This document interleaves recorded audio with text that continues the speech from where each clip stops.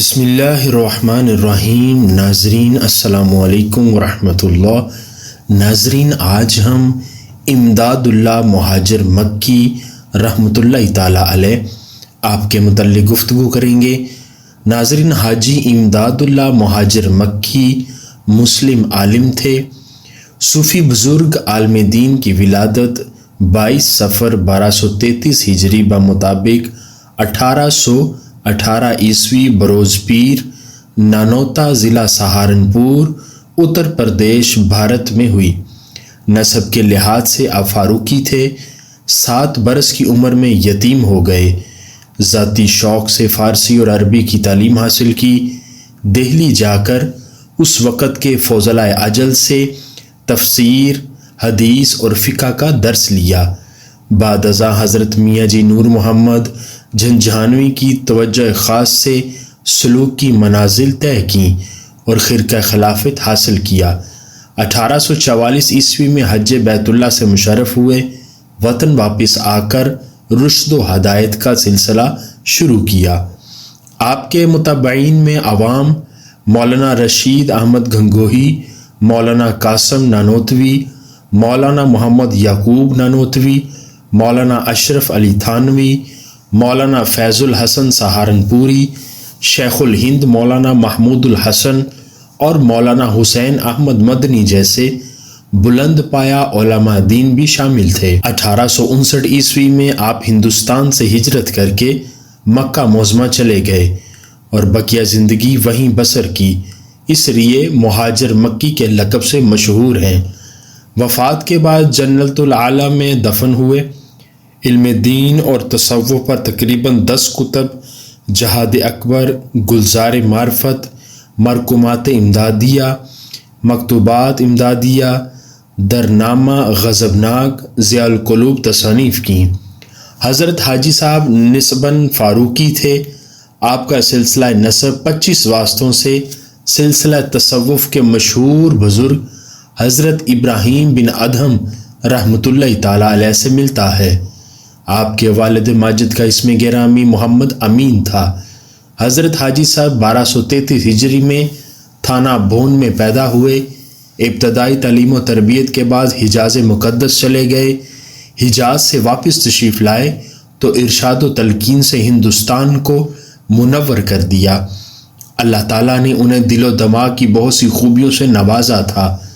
آپ 19ویں صدی کے 3 عظیم الشان تحریکوں کا منبع تھے۔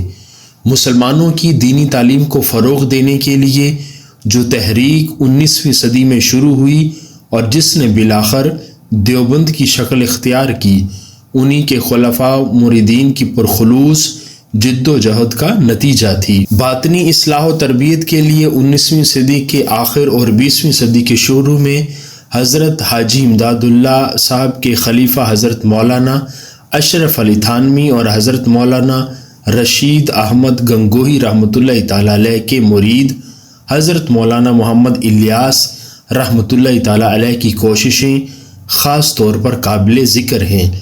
اللہ تعالیٰ نے انہیں جو دینی بصیرت اور جذبہ عنایت فرمایا تھا، اس کی مثال اس عہد میں مشکل سے ملے گی۔ 19ویں صدی کی تیسری اہم تحریک آزادی وطن کی تھی۔ اس سلسلہ میں خود حضرت صاحب اور ان کے متعلقین نے جو کارہائے نمایاں سر انجام دیے، وہ ہندوستان کی تاریخ میں آب زر سے لکھنے کے قابل ہے۔ حضرت حاجی صاحب کی والدہ ماجدہ شیخ علی محمد صدیقی نانوتوی کی صاحبزادی اور حضرت مولانا محمد قاسم نانوتوی رحمۃ اللہ تعالیٰ علیہ بانی چمنستان کے خاندان سے تھی۔ آپ جب پیدا ہوئے تو والد ماجد نے امداد حسین نام رکھا۔ تاریخی نام ظفر احمد ہے۔ حضرت شاہ محمد اسحاق محدث دہلوی نے آپ کا نام بجائے امداد حسین کے امداد اللہ کر دیا۔ پہلا نام پسند نہ آیا کہ اس سے شرک کی بو آتی ہے، چنانکہ اس نام کو حاجی صاحب نے بھی ترک کر دیا اور کتاب و نظیر خطوط میں ہمیشہ امداد اللہ ہی لکھا کرتے تھے۔ والدہ ماجدہ کو آپ سے بے انتہا محبت تھی، اگرچہ آپ کے 3 بھائی اور 1 بہن بھی تھی، مگر والدہ کا خصوصی تعلق آپ سے تھا۔ اسی لاڈ پیار کی وجہ سے آپ ابتدائی تعلیم سے بھی محروم رہے۔ ابھی عمر کی 7ویں منزل ہی میں قدم رکھا تھا کہ والدہ ماجدہ کا انتقال ہو گیا۔ انہوں نے انتقال کے وقت خاص طور پر وصیت کی کہ کوئی میرے بعد اس بچے کو ہاتھ نہ لگائے۔ اس وصیت کی تعمیل میں یہاں تک مبالغہ کیا گیا کہ آپ کی تعلیم کی جانب توجہ نہ ہوئی۔ بالآخر آپ خود ہی تعلیم کی طرف متوجہ ہوئے اور اپنے شوق سے قرآن مجید حفظ کرنا شروع کیا، مگر ہر مرتبہ کچھ ایسے مواقع پیش آتے رہے کہ اس وقت حفظ کی تکمیل نہ ہو سکی۔ اس زمانہ میں استاد الاساتذہ حضرت مولانا مملوک علی نانوتوی رحمۃ اللہ تعالیٰ علیہ جن سے آپ کا ننیالی تعلق تھا، دہلی کے عربک کالج میں مدرس تھے۔ آپ ان کے ہمراہ علوم کے لیے دہلی تشریف لے گئے۔ اس وقت آپ کی عمر 16 سال تھی۔ اسی زمانہ میں چند مختصرات فارسی تحصیل فرمائے اور کچھ صرف و نحو کی تعلیم اساتذہ عصر کی خدمت میں حاصل کی اور مولانا رحمت علی تھانوی سے شیخ عبدالحق دہلوی کی تکمیل الایمان اخذ فرمائی۔ مثنوی مولانا روم آپ نے حضرت شیخ عبدالرزاق سے پڑھی جو مفتی الہی بخش کاندھولوی کے شاگرد تھے۔ حضرت مفتی صاحب حضرت شاہ ولی اللہ محدث دہلوی کے شاگرد تھے۔ مثنوی مولانا روم سے آپ کو تمام عمر بڑا شغف رہا۔ دہلی اس زمانے میں علماء مشائخ کا مرکز تھا۔ مولانا نصیر الدین دہلوی طریقہ نقشبندیہ مجددیہ کے مسند نشین تھے۔ دہلی کے زمانہ قیام میں آپ کو ان سے عقیدت ہو گئی اور آپ ان کے حلقہ ارادت میں داخل ہو گئے۔ اس وقت آپ کی عمر 18 سال تھی۔ چند دن تک پیر و مرشد کی خدمت میں رہ کر اجازت و خرقہ سے مشرف ہوئے اور اذکار طریقہ نقشبندیہ اخذ فرمائے۔ کچھ عرصہ بعد آپ نے خواب دیکھا کہ سرکار دو عالم فخر موجودات تاجدار کائنات صلی اللہ علیہ وآلہ وسلم کی مجلس آراستہ ہے۔ آپ مسجد نبوی صلی اللہ علیہ وآلہ وسلم میں حاضر ہونا چاہتے تھے، لیکن ادب کی وجہ سے قدم آگے نہیں بڑھتا تھا۔ اچانک آپ کے جد امجد حافظ بالاکی تشریف لائے اور آپ کا ہاتھ پکڑ کر بارگاہ نبوی صلی اللہ علیہ وآلہ وسلم میں پہنچا دیا۔ نبی کریم صلی اللہ علیہ وآلہ وسلم نے دست مبارک میں آپ کا ہاتھ لے کر حضرت میاں جی نور محمد جھنجھانوی کے حوالے فرما دیا۔ آپ فرماتے ہیں کہ میں جب بیدار ہوا تو پریشانی کا عجیب عالم تھا۔ میں اس وقت جھنجھانا سے واقف نہ تھا۔ کئی سال اسی طرح گزر گئے۔ آخرکار مولانا محمد قلندر محدث جلال آبادی کی رہنمائی سے حضرت میاں جیو نور محمد جھنجھانوی کی خدمت میں حاضری کا موقع نصیب ہوا۔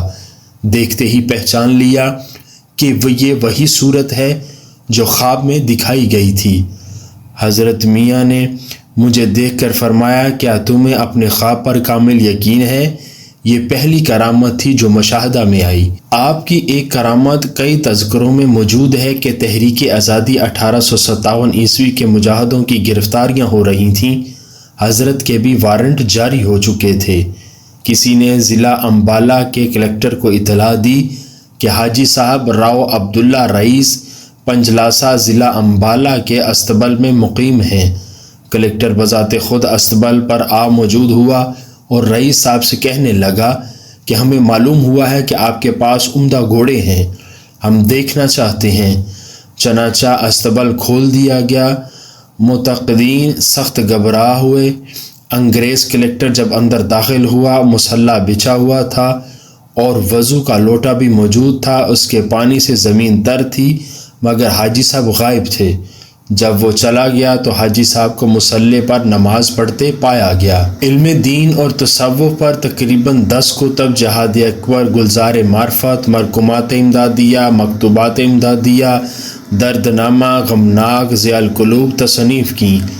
آپ نے بروز بدھ 12 جمادی الاخر 1317 ہجری مکہ المکرمہ میں دائی اجل کو لبیک کہا۔ آپ کی تدفین جنت المعلیٰ میں شیخ کیرانوی رحمۃ اللہ تعالیٰ علیہ کے پہلو میں ہوئی۔ امداد اللہ کے مشہور خلفاء میں عبد الرحیم رائے پوری، محمد قاسم نانوتوی، رشید احمد گنگوی، اشرف علی تھانوی اور محمود حسن دیوبندی شیخ الاسلام حضرت انوار اللہ فاروقی بانی جامعہ نظامیہ حیدرآباد دکن بھی شامل ہیں۔